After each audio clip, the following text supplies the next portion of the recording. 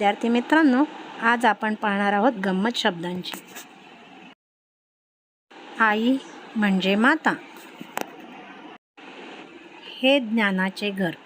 घर म्हणजे सदन। हा पहा सूर्य। सूर्य म्हणजे रवी। चंद्राला शशी म्हणतात। हा पहा कर्वे पथ। पथ म्हणजे रस्ता बरं का मित्रांनो। आहे लाल परी उद्यान। उद्यान म्हणजे बगीचा।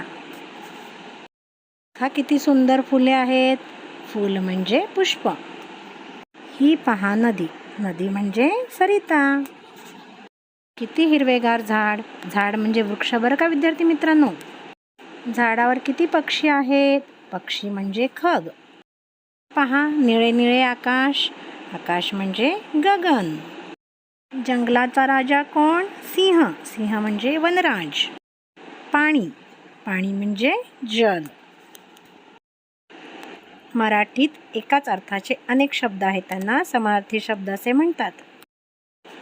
मुलांनो, आहे की नाही शब्दांची गंमत।